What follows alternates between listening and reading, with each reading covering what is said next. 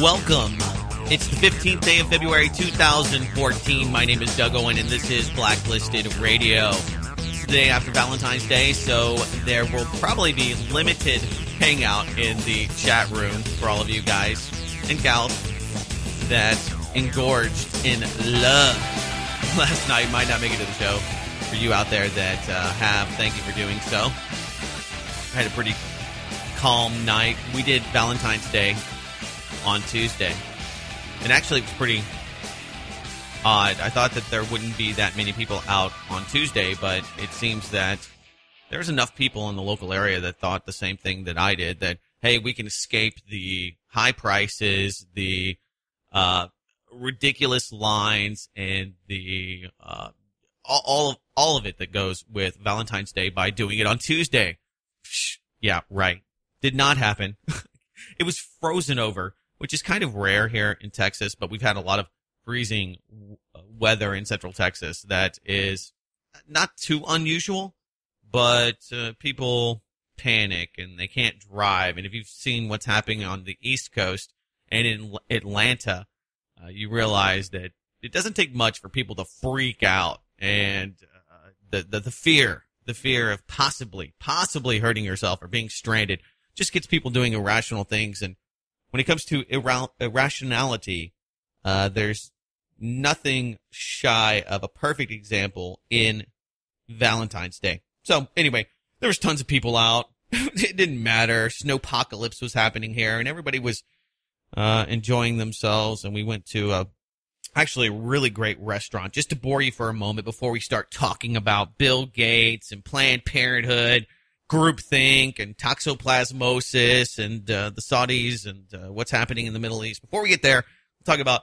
Jack Allen's Kitchen, which is a great restaurant. And one of the things that makes it so successful and so original is that they actually source local food. It's a farm to table restaurant, and there's a lot of those around the country. But if you look at investments, money, that's what people are investing in. People want good food, and this guy's making hand over fist. I think he has 5 restaurants, and people want quality food, and at least the people that are somewhat in tune and somewhat above the fray, not quite. Just not quite the sheeple masses that you have. And I don't like calling people sheeple, but we're going to talk about some of these odd statistics or different demographics that are pretty out to lunch today, but they may sound like that. I'm not exactly sure, but with that being said, hopefully you had a great Valentine's Day, and I didn't have a bad one. We ate steaks and hung out at the house. Didn't do much. Went to bed early so that I could do this show and be with all of you. All right. Of course, follow us on Twitter at BLN Radio, and the website with everything that you need is blacklistedradio.com. So let's talk about Cecil Richards. Planned Parenthood's Cecil Richards says, quote, "Women need abortions for Valentine's Day." So I would say the majority of you out there listening to this podcast probably did not go out and get an abortion for Valentine's Day. And it really speaks to the crazy, fanatical people that you will find surrounding the pro-abortion proponent movement. And I know that there's always going to be extremists in any movement. You know, when you go to any kind of political rally, there's always some guy there with a Molotov cocktail. And he's probably working for the feds. And he's there, and he doesn't represent you. You know, I find myself distancing my political viewpoints from those of our president. I have probably a lot more in common with common people around the world than I do with my government, and I would say the majority of you do as well. And so when you look at these institutions like Planned Parenthood, whether you believe it's a great thing, and I hope you don't, but if you do, we'll listen to some of the people that are in your camp. Last week we talked about religious zealots. Actually, last week we missed the Saturday morning podcast. I did 2 interviews, and we were just inundated with guests and things happening you know how it goes. I mean, life catches you sometimes on a Saturday morning, and so we try to keep the content coming and as quickly as possible, and doing more and more shows and putting more effort into all of them. But sometimes you need a Saturday morning off. Anyway, and it wasn't like it was basically kids' parties, so it wasn't that I was missing anything here. I rather have been doing the show, believe you me. But I talked about zealots and some of the radical people that you find in Christianity, with basically most of the, let's be honest, Abrahamic religions, whether it's the Christians, Muslims, the Judeo-Christian crazies, wackos, Judaism followers. You get some zealots in there that don't necessarily speak for the whole bunch. This may be what Cecil Richards is, just some crazy, but get a load of this. It comes from Breitbart. For most women, Valentine's Day invokes feelings of romance and expressions of love. However, for Planned Parenthood, President Cecil Richards, okay, he's not just some wacko there. I mean, he is one of the wackos, but he is the president. Says man can skip the chocolates, the back rubs, and the flowers, because what women really need most is, for this Valentine's Day, is a safe abortion. Yeah, there's no punchline. In a global internet search of the varied customers of Valentine's Day expressions of love, there were zero mentions of other abortion traditions. It appears that Ms. Richards can safely claim that she is the seminal inspiration for the avant-garde concept. Having an abortion is value to be shared on Valentine's Day. Wow. Talk about bad messaging, bad PR, bad people, crazy people that, I mean, just the fact that in this politically correct world or society that we find ourselves in here in the United States of America and the West, primarily, you got to find some pretty sick puppies to just throw things out here like this that, seem, number one, obviously doesn't have a lot of good counsel. Doesn't have a lot of good people advising her on what she should say. Obviously not very well coached. Which may mean that she probably has a legitimate love for this lust. Safe abortions, Valentine's Day. And you read the piece on it, and she tries to softball it by saying, well, this is the thing after Valentine's Day. Guess what happens? People make love.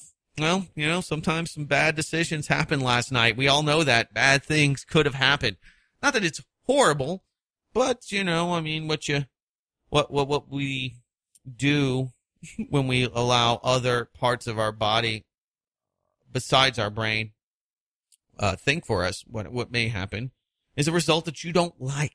You don't like that result. Well, you can find some kind of salvation in the Planned Parenthood, the Save Abortion pushers.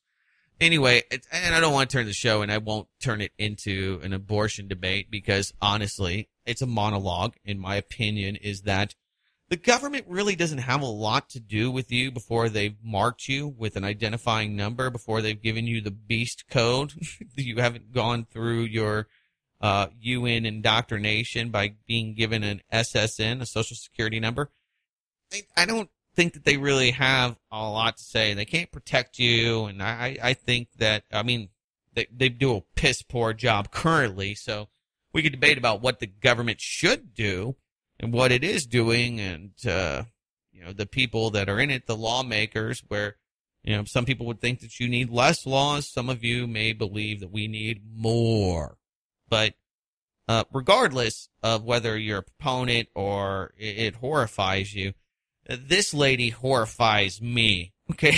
And if you give money to Planned Parenthood, if you're one of the big backers, if you're a friend of Planned Parenthood, you should call for this lady's resignation, because she is, I've said it before, out to lunch. I don't know. I don't know what people think. But you just get to this mentality, well, you will do anything to, you become a believer. It becomes your religion. And I think that that's maybe what has happened here, where you think, oh, this is fine. I'll just say this. And, Valentine's Day, anything you can do to give somebody abortion. I mean, they become zealots. Anyway, a great way to lead in the show. I'm sorry about that. I've tried to figure out how I could kind of couch that article and that topic in with what we want to talk about. But what I think of when I think of Planned Parenthood is Bill Gates. Bill Gates is one of those big pushers of Planned Parenthood, and he's the archetype example of what capitalism can do, and that is make you kind of a demigod and make your words important to other people because you've made a lot of money and you've screwed over a lot of your investors. And, well, we could go on and on and on and on and on, but, for some reason, if you have a lot of money, people give you the microphone. You get the microphone. You take the microphone and you put it up to your mouth, and people listen, and they care about it because, you are important in the sense that you are providing jobs, and your decisions steer the economy, and you're influential. You give lots of money to groups like Planned Parenthood, so you get the microphone.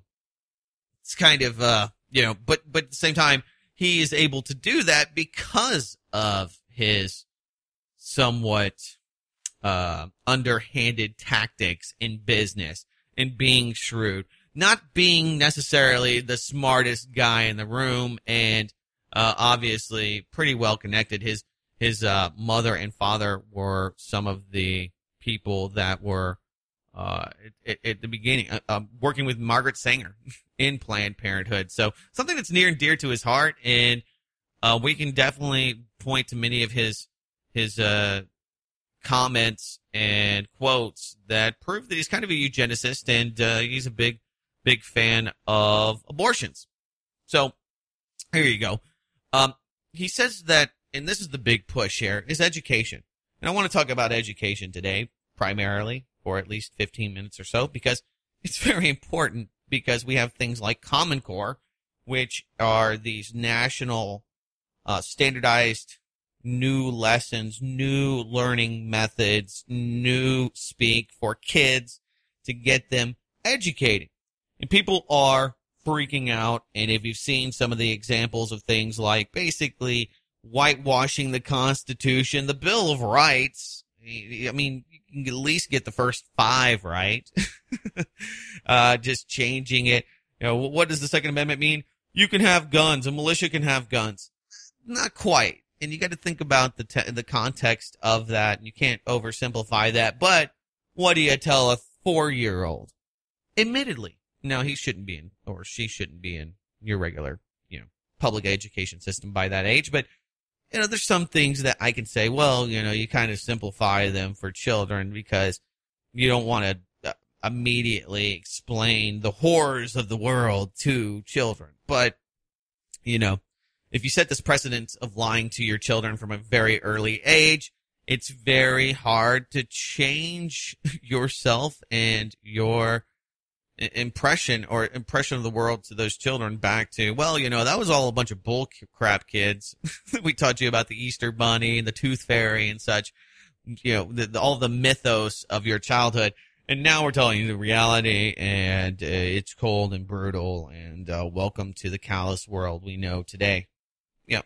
I don't know if you can really do that well, but anyway, I find that the education system primarily that has built a working class, and we know about Nelson Rockefeller and all of the other philanthropists and those that brought about the U.S. education system as a way to get people out of the arts, out of law, out of doing free thinking.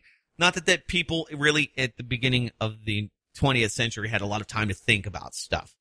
But people were, because of the Industrial Revolution, they were having more time. And God knows that if you want an industrial, military-driven economy, you don't need a lot of people reading philosophy books. You need people that can make military weaponry. You need people that can farm. And that's really what the U.S. education system came out of, was the need to farm and build the industrial base, and it geared us, and it has geared generations, my generation and generations right behind me, for a huge gap, the huge divide, the economic gap. We have people that are being trained to push buttons that no longer are relative because of technology, or relevant rather. The relatively screwed is what they are. So when it comes to the education system, you have this new idea, and it's Common Core. Okay. Now, I'm not a proponent. I don't know enough about it, but what I've read is that it reminds me very much of what you have today. So what I'm saying is that I'm not for Common Core. I don't know enough about Common Core, and I see that states like Oklahoma, Texas, and others have pushed off and are fighting Common Core, and that there is a huge rising amount of opposition. Bill Gates says all of you that don't like Common Core are caught up in the myths, shrouded in myths. This comes from Breitbart, an op-ed in USA Today, which, Jane Hartman's Israeli spy, the Israeli spy, her husband bought USA Today for $1. Look that up. It's true. So, and this is the rag that they shove in front of your hotel room door. You're stuck reading USA Today because it's free. Well, you may have read this from Bill Gates. Bill Gates writes that Common Core state standards are to be, quote, commended because they will improve education for millions of students. Yay! And that arguments against the standards are shrouded in myths. After the Bill and Melinda Gates Foundation has spent well over $170 million to create and implement the Common Core standards. Now, if you spent $170 million to implement Common Core standards, you would be a proponent. Now, Bill Gates has basically created the new education system, as Nelson Rockefeller and, so many others along the way. I mean, we could get into all of them, from Kinsey to, Alexander Pope, others. But the point is now for the new generation of kids, you're going to be basically getting Windows operating systems for children's heads. I mean, it might work. I'm using it right now, so can't say enough about it. But anyway, Bill Gates and Melinda Gates Foundation spent this money, their foundation, $170 million. They've allying themselves with the political elites. Gates is defending his pet project that is now mired in controversy. Ironically, Gates claims that Common Core is among the most important education ideas in years, end quote, is minimized by the next statement. The standards are just that, standards, similar to those that have glued guided teachers in all states for years. So it's a standard. Certain things you got to know. You got to know who created Windows. You got to know that the Second Amendment means that militias get guns, or whatever else it is that people need to believe. And if you look at some of the standards in math, in these different math, what are they called? They're math groups. Anyway, they have all these number families. It's kind of a different system. It's not nearly as involved as multiplication and division. I remember going through all of that in 5th grade, and this is 4th grade, and then moving into 5th grade, we're getting into division and doing all these things. And how do you divide? It's very important how to divide. You learn that with pies. How many pieces do you get? So Gates goes on to say here that the main point is, quote, except these standards are inspired by a simple and powerful idea. Every American student should leave high school with the knowledge and skills to succeed in college and in the job market. Today, 80% of students say they expect to go to college, while only 40% of adults have an associate degree or higher. Clearly, the old standards didn't help them achieve their goals. Common Core was created to fix that. And this is the honest truth. Okay, right now what we have today is a failure. When I got out of high school, I had to take remedial, non-credited courses to learn English again, to remember all of those things that you learned. But I can't blame that on the high school. I could really blame most of that on my dislike for the system, the amount of hours I was spending there per day. It took me away from what I wanted to do, which was pretty much free thinking and free loving, and all the other things that high school kids just don't give a crap about that you can find on a high school campus. The only thing that you can incentivize them with is the idea that they're going to get a job and that they need this education. And you probably do. You probably do need some kind of education to get a job for Bill Gates. But it's not that people aren't smart enough and can't take remedial classes to learn what they haven't learned from high school. I mean, high school, let's be honest, it's the bare effing minimum. Bare effing minimum. It's not it's not a private school. I mean, you're paying for it and you get taxed for it, but it's only the bare standard that you need to survive. And, you know, unfortunately, for us in this world that we live in today, that is so divided for so many different reasons, from being able to really educate our own children. And there's some people that are just not geared to educate their own children. They don't have the ability nor the talent or skill that is required to do that. I probably could not be a great educator, especially if I was given standards. But anyway, it goes on to, you know, point out the fact that what we have today is pretty crappy, and I agree. It is crappy. And so when it comes to the education system, the revamping, and, you know, really, I mean, $170 million sounds like a lot of money that Bill Gates put into it, but, I mean, he puts things into stuff that flops all the time. Pointedly, he had a company, I had this in my batch of stuff to look at, that just recently failed here in Texas. I mean, he just filed for bankruptcy. I've got it here. Let me just look at Gates. No, come on, Windows. Come on, Windows, you don't want to find it? Yeah. He had an energy company. You know, he's got all these pet projects anyway. He wants to, one of his big things is create a new toilet. The new toilet. And that might be something that's groundbreaking, because we're still using technology from the, 1800s to get rid of crap. And really, that's kind of the bane of what we have to do to keep our society going, is figuring out what to do with all the shit. So maybe that could revolutionize things, but I think that Windows is shit too. He had a Texas energy company, and this is just one of many of his epic failures. I mean, and there's two things to take away from this. Success is not. Nobody remembers your failures, okay? This story is going to come and go. Bill Gates' energy company has filed for bankruptcy protection as the depressed power market results in untenable financial losses. How can you, we're on the precipice of having rolling blackouts. How you can't find, and Texas is expanding greatly. How you cannot, and the power is getting more expensive by the day. How you can't make profit in Texas with an oil or energy company baffles me. It's like, wow. It's like, how can you not make glass when you have sand? It should be. That's your business. I don't know. Anyway, it's the bad economy. Well, so that shows that two things. One, that, the most successful people have failures all the time.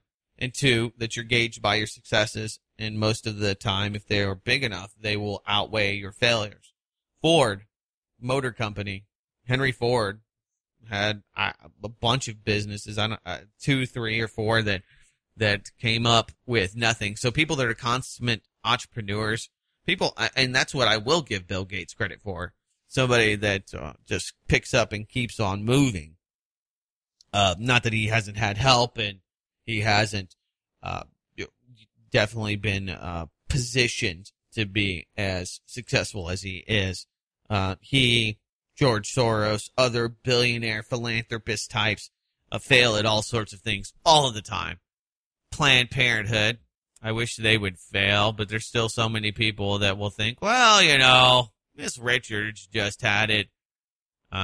She just was a little too emphatic about her business model.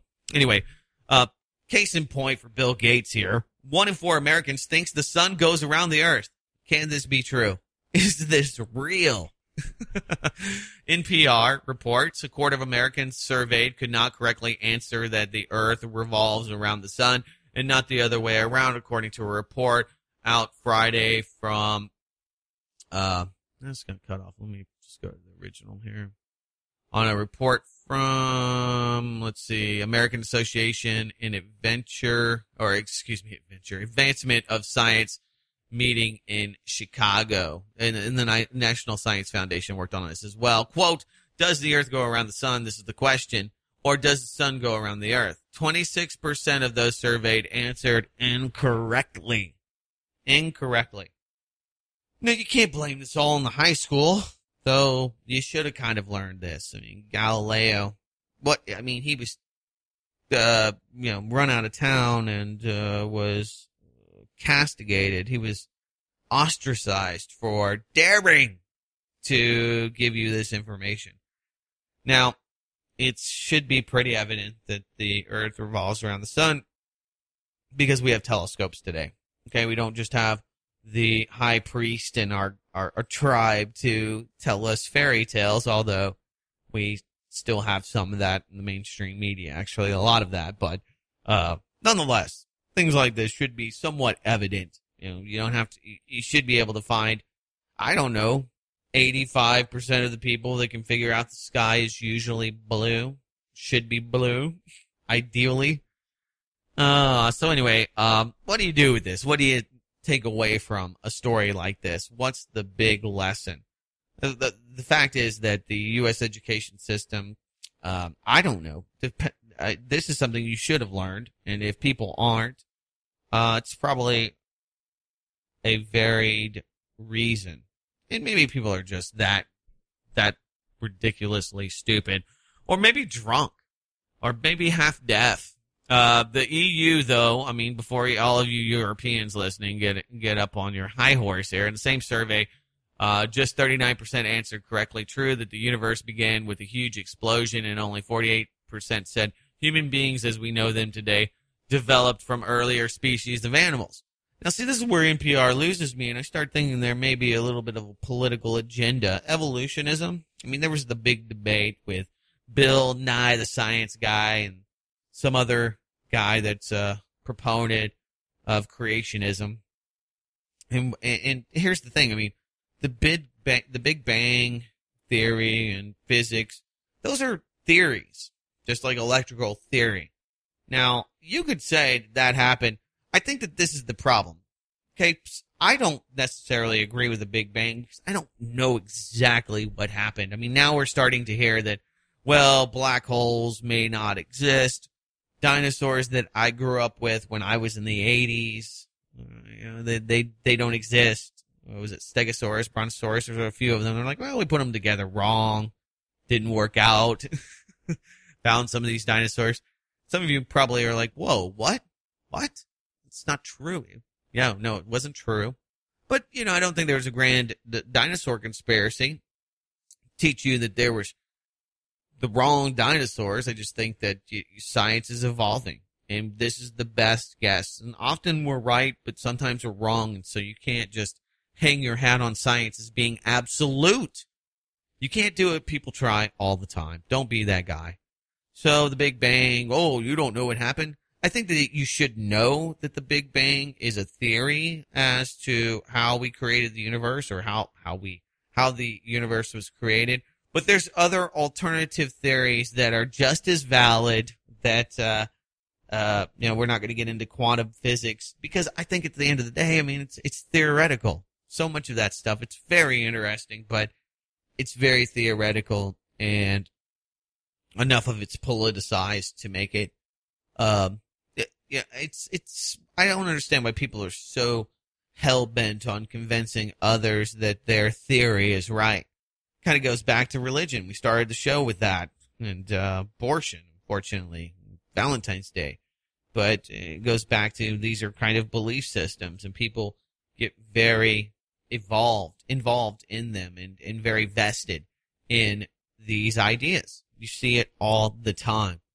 You know, whether Common Core is good or bad, Bill Gates is going to be pushing for it because he spent $140 million. Okay, he's trying to sell it because he doesn't want to have one of the biggest educational flops. He wants to be remembered as a philanthropist. He wants to be a Vanderbilt. He wants to be a Rockefeller. He wants to be a Carnegie. He wants to be a Ford. He wants to be a Cecil Rhodes or have a foundation. He's got foundations. He'll probably have lots of groups and think tanks and other creepy people with Henry Kissinger and George Soros and John McCain in the background. I'm sure he already probably does. But anyway, you know, and it might just be the TV. There's another one out of the Daily Mail here. Children who watch 3 hours of TV a day could be left educationally stunted and prone to bullying. Now this is, I don't know if this is anti-TV, if they're trying to get people to the internet or what's going on here, but, you know, mainstream media reporting that TV is making your children stupid. You know, you can try to talk to them all day long, but if they're geared and groomed to the TV and they listen to the TV, maybe that's not only having a stunting effect, but, you know, allowing you to become passive and submissive. And that's the other oddball takeaway from this story and this research is that somehow when you watch TV, you let people push you around. Sounds like a great agenda for those in government that want a passive and docile population. Is that taking place? They're like, oh, well, we found that your kids are dumb as crap and they let other people push them around if they watch a lot of TV. The Daily Mail reports toddlers who watch 3 hours of TV a day may end up educationally stunted, physically weak, and prone to bullying. As studies revealed, researchers found that after 2 hours of viewing, every extra hour of TV has the potential to harm a child's development both physically and socially. This includes poor vocabulary, math skills, attention in class, victimization by classmates, and poor physical prowess at nursery. The study also looked at 1,997 boys and girls aged 29 months whose parents reported their television viewing behavior as part of the Quebec longitudinal. It's weird. Study of child development. It's just kind of spelled odd, but this is how they do it in the Eurozone. Like changing out the Z's with S's, making it very confusing. And nonetheless, the reality is, for most of you that have been listening to this show or just got the inside track a long time ago that saw the obvious, that read 1984, maybe Aldous Huxley's Brave New World, that the telescreen will control your life and it can really, you know, change people. And, you know, I think about the kids that I know that are in my sphere of influence, if you will, my family and friends and their kids. And, you know, they watch TV, but I don't think most of them watch more than 3 hours of TV a day. They do other things. But what are they doing and how much of that is surrounded by video games and other stuff? And it, you know, I think most of them, other than a few apartment dweller friends of mine, pretty much, you know, let their kids have at least 2 hours of unrestricted play per day outside. And that's really important. That's the metric. That's the mile marker that you want to hit. And that's for most children to develop. They have to have that unrestricted play for at least 2 hours and, you know, some tender kind love. And I'm not saying that you shouldn't let them watch documentary films and other, you know, things on television, but good moderation and healthy lifestyle habits. And it speaks really to just bad parenting, the latchkey kids, the kids that are forgotten, the kids that are, you know, taught to, and I see it with children all the time. You know, the television becomes the babysitter. It's the one thing that gives the parents some relief. They're like, oh, good. Just stare at that for a while so I can get a break, you know, so I can grab a quick smoke. Ugh. So, I mean, most of us have been there or are there with children trying to, you know, be the most important thing in their life. You know, you have to be more important than Bill Gates. you have to be more important than their message, and you have to fill the gap. And I think there should be a gap. I don't want a full immersion school system where they teach every aspect of morality and what people should be doing to my children, or every truth. They should be skeptical of the system. The system should not be perfect. The system should allow for parents to fill in those voids. I mean, in a free society, you have to let people be free to have opinions that are not necessarily, in your mind, based on science. I have this all the time. I think that, I've proven a point pretty well, pretty eloquently, and, come to find out that somebody still disagrees with me. It just drives me nuts. I'm like, how can you not be compelled by the same thing that I'm looking at? And then you realize, well, at some point, when somebody's informed, the same point that you are, then you make that informed opinion, that informed position on a topic, whatever it may be. And you have to let people do that because you've done it as well.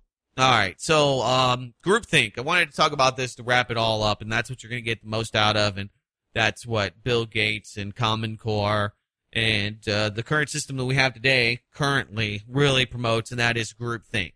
Getting the answer right. There's the authority that says this is the answer, and regardless of whether it's true or not, you should bow down and conform to it. And we've seen some of the bad teachers, don't question me, don't question it. It doesn't matter if what I'm saying is incorrect. You need to continue to put down the answer I tell you to. And I think those are just some extreme examples of bad teachers, but maybe that's a prevailing thought. You need groupthink. So Motherboard has this really interesting piece, and I think it kind of wraps this all up. In 1961, psychologist Stanley Milgram began an experiment that left humanity with one of the most dismal and damning self-portraits we're ever seen. And it seemed to demonstrate that the overwhelming majority of regular Americans are willing to administer a lethal electric shock to a human victim when promoted to do so by an authority figure. Basically, somebody says, look, I'm your teacher. You need to shock Billy. What do you mean? You need to push the button. So Milgram did a lot of really interesting research, and you should look him up. He's got a wiki page. Psychologist Stanley Milgram. Anyway, a decade later, Milgram's fellow psychologist and former high school classmate, Philip Zimbardo, performed another experiment at Stanford University, which is more well known, that captured on tape the transformation of regular college students into authoritarian monsters in a matter of days. Those playing the role of guards had the prisoners going mad in solitary confinement and defecating in buckets in their cells. Zimbardo shut the experiment down halfway through, but only after his fellow psychologist and future wife appealed to his sense of humanity. Okay, look, this is insane. These people are making them, obviously doing this. This is really bad. And there's a great documentary on the Stanford experiment. Anyway, the experiments were part of a greater intellectual reaction to the 1962 trial of Adolf Eichmann, the Nazi bureaucrat generally regarded as the man who signed off on the Holocaust. An explanation was sought, but as far as outward appearances, Eichmann was no blood-hungry ogre. He was an average-looking, middle-aged pencil pusher with thinning hair. In her classic account of Eichmann's trial, quote, Eichmann in Jerusalem, Hannah Arendt summed up the Nazi I can't read that. Maybe the Obsterbanführer's life, and thus, quote, except for the extraordinary diligence in looking out for his personal advancement, he had no motives at all, and he was just following orders. So, you look at this, and people were just appalled. I mean, what a cold, callous guy. Just signing off and saying, look, these people aren't valuable anymore. It's time to get rid of the extra people. People see this account, regardless of what, may have occurred and all of the obfuscation around the Holocaust and what the Nazis were doing. The idea to sign off to allow this to happen. Some people debate whether it was towards the end of the war, only after the imminence of the failure of Germany did they start conducting these brutal and gruesome atrocities. You get into the debate about how many people, and if it was 1,000, it's too many, and if it's 10,000, it doesn't have to be 6 million, and it doesn't have to just be the Jewish people, and there was plenty of other ne'er-do-wells. And it's not that it was that out of the norm for the time. I mean, you look at the U.S., we rounded up the Japanese, World War II. We had concentration camps, and we didn't put the gas to them, as far as we know, or not as many of them, and, but not far behind. So, when people talk about the era and how how horrendous and heinous the Germans were for what they did, you look right across the pond. We were funding them, and at the same time, at least a lot of people were. I.G. Farben and the Prescott Bushes of the day and the like that were profiting from the war. And there's always people that profit from both sides of the war. The war machine money is always there. So, but my point being is that was and it was nothing that Stalin, Lenin, and the Russians and other European nations were not doing, or others that genocide at the time was not that big of a deal. Look to Armenia, look to North Korea. The U.S. turned a blind eye to 40,000 dissidents, leftists, and socialists being killed in in Korea, South Korea, during that war, during that conflict that was not a war. So my point being is that it was just kind of vogue for the time, rounding up and killing people. Going even to the 1970s, looking at what Henry Kissinger supported in Chile. Even in the 80s. Iran-Contra, the Nicaraguan freedom fighters, supporting these different groups and, bringing you right here to what's happening in Syria today. I mean, if you're putting people and gassing them, or if you're just giving weapons to those countries and giving madmen tons of power, bad stuff happens. Genocide happens. That should be a t-shirt. Genocide happens.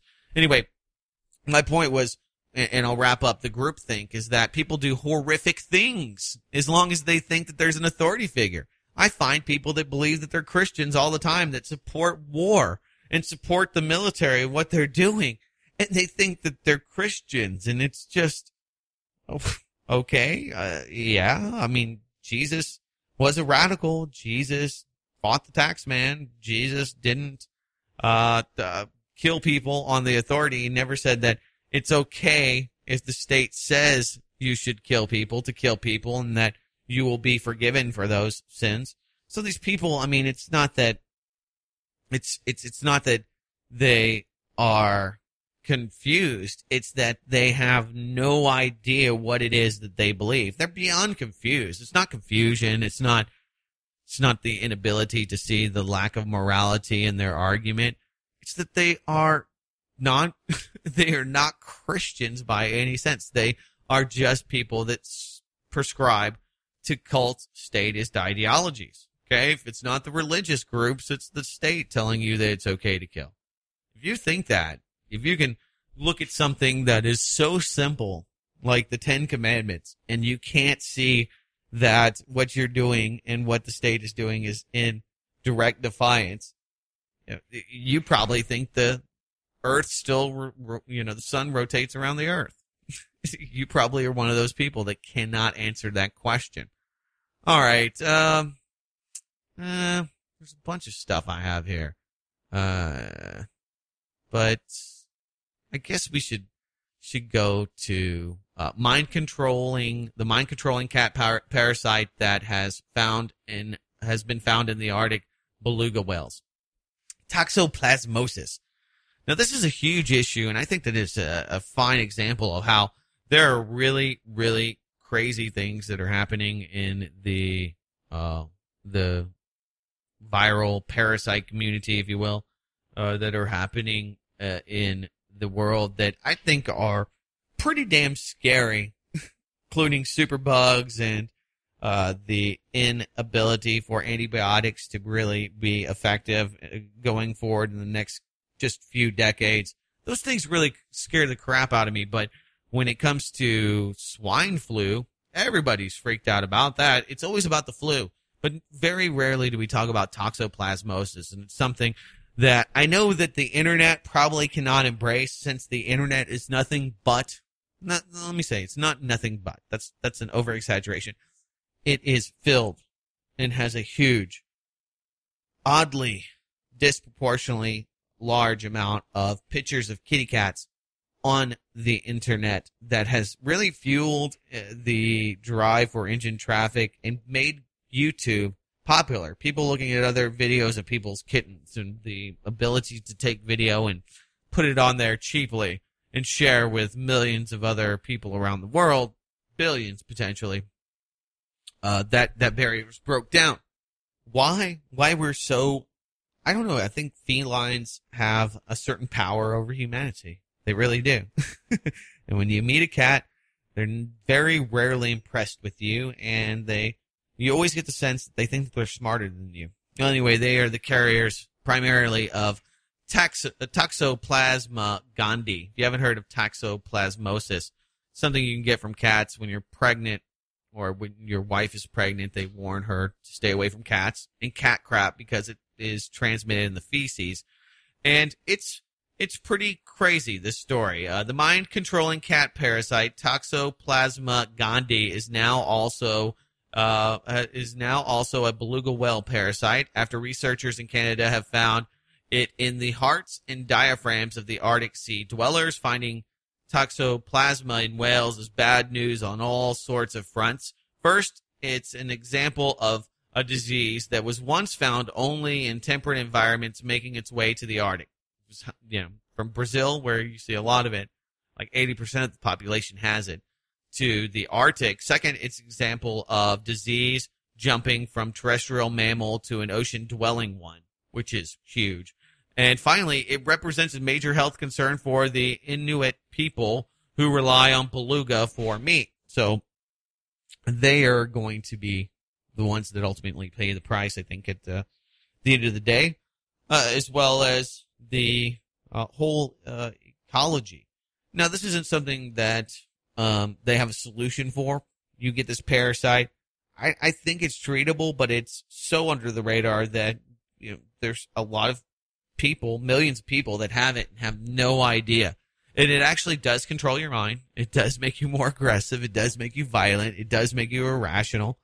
And you would think that something that can control your mind, I mean, it has the zombification aspect to it. And the zombie movement in this country is huge. And people love zombies. Maybe they've had their 14 minutes of fame, but you can still find ammunition called zombie killers and like Hornady. I think they make some of the zombie killing rounds, and people, I mean, it's fun.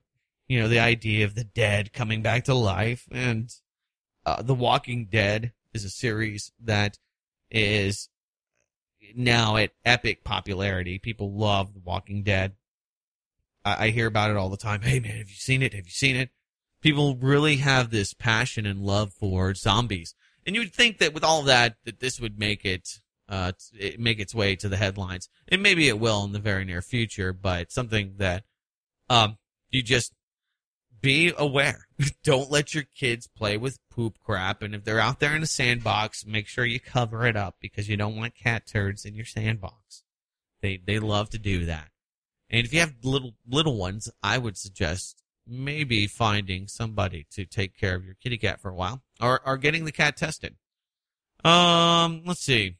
Yeah, it's pretty crazy though when you really think about it, and the fact that it's transferred to so many different species in multiple climates, and it's moving into the foodstuffs, and we might have more and more of it in cattle. We haven't seen it in cattle production yet, but that will be used as another reason to get everybody drinking the Soylent Green. There's this definite push to get people off of meat, to get people away from animal fat, which is really, really good for you. And you may be able to replace the nutritional value of animal fat, but it's not easy by any stretch. Animal fat is something that human beings are almost geared to need for brain function and the like. It is something that we depend on very, very much so. And you can replace it. There's other proteins, from beans to the like. I'm not an aficionado on how to get other protein sources because I'm a fan of animal fat. Well, if that makes its way there into your animal fat, then, we're parasites. They're cumulative. The more parasites you have in your brain, the worst. The worst.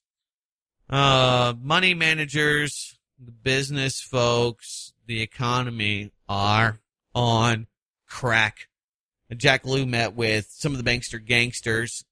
Economic Policy Journal had a really interesting piece, and this is kind of happening behind the scenes. The debt ceiling is going to be increased. I think it's notable that Canada has completely, next year, 2015, they have eliminated the debt. They have a budget surplus. That just blows me away. And we can say, why do we have so much debt? And it's because it's two-part. It's because we pay interest, a phenomenal amount of interest on the debt. The usury is inexcusable. But at the same time, I get credit cards in my mailbox all the time telling me, hey, Doug, 0 interest balance transfer for 6 months. Now it goes up to 27%, blah, blah, blah. All the fine print. Don't read this down here. Blah, blah, blah. You could blame me if I get into debt, I think, honestly, because the offers are there and the ability for myself to, live a pretty fiscally conservative life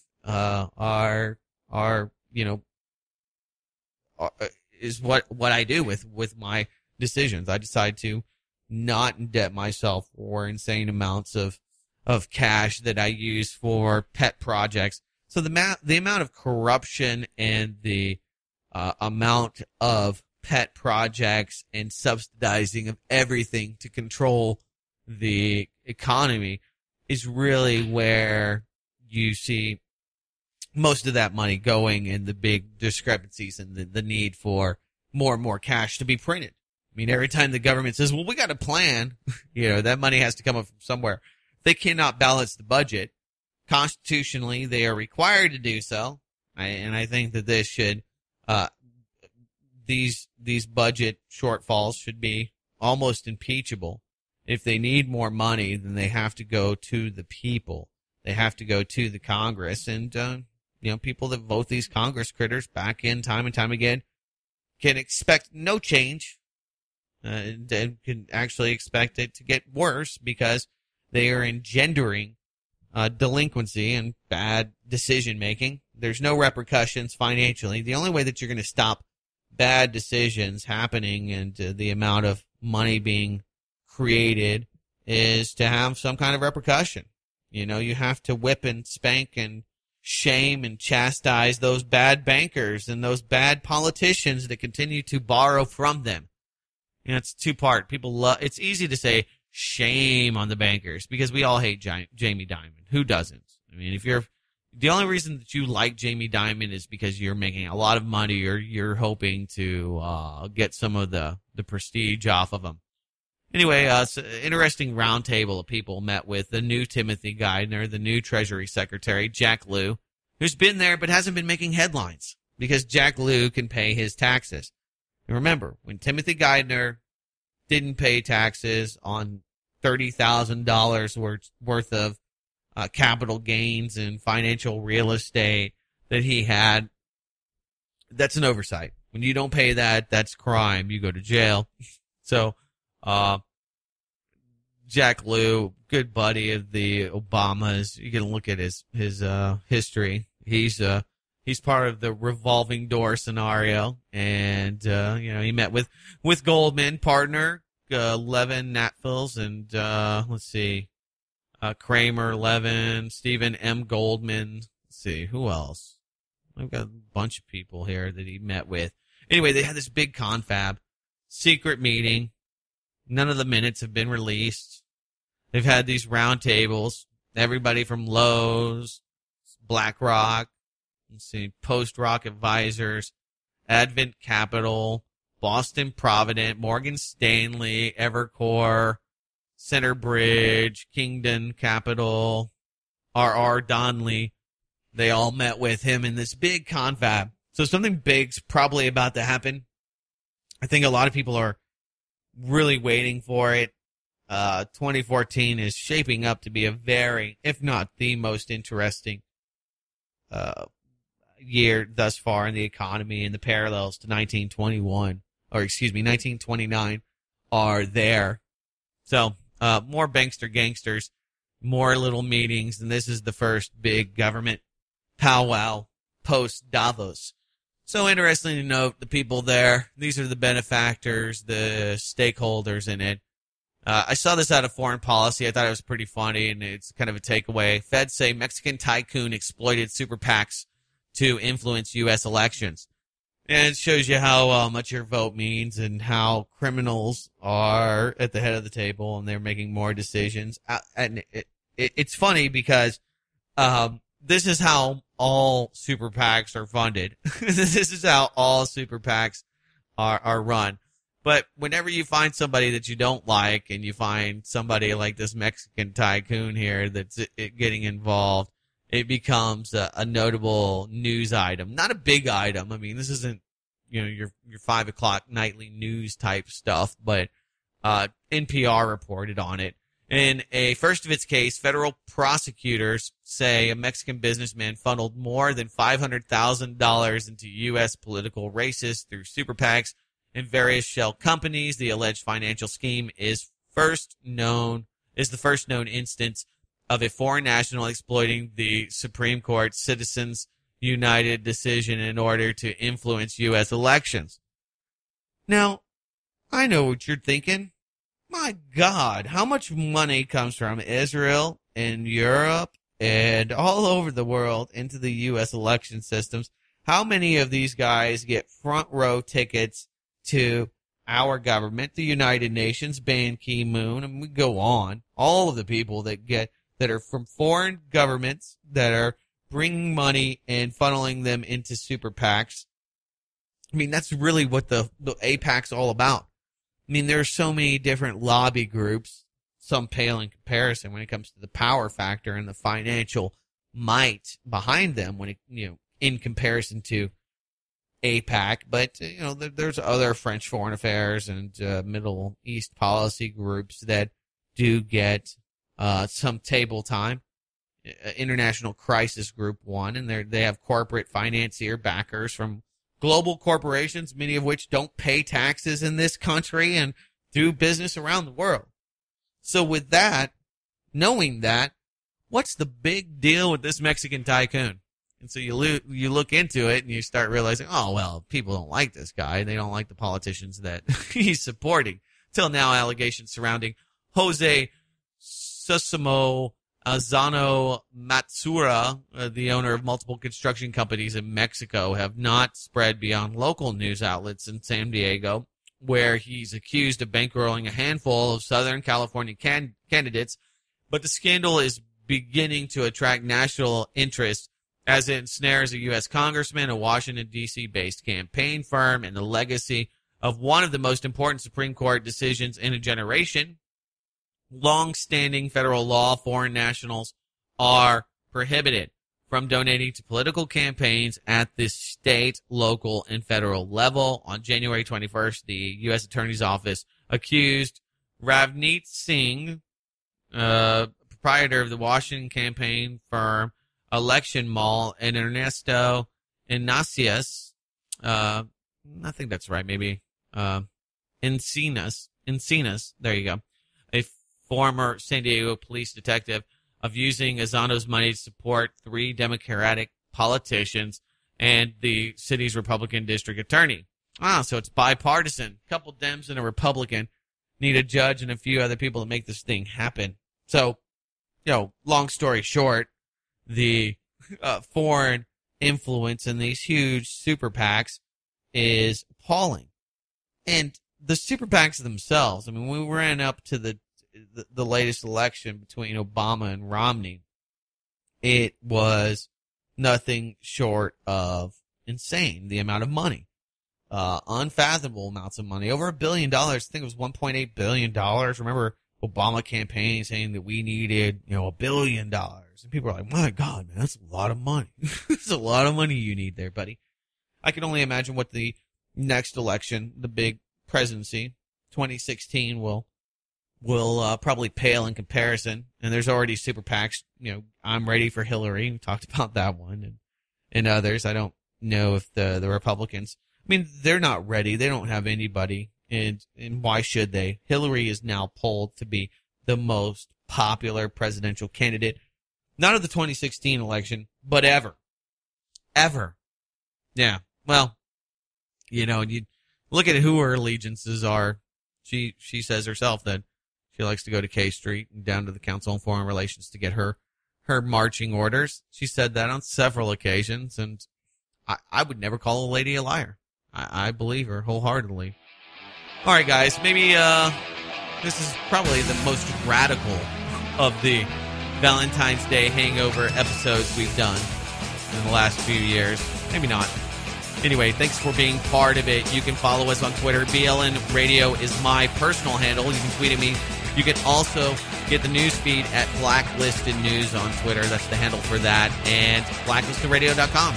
Please support the show. It's independent, commercial-free, and uncompromised. And I'll be back next Saturday morning, 10 a.m. Central Standard Time, for another live edition of Blacklisted News Radio. Until then, take care.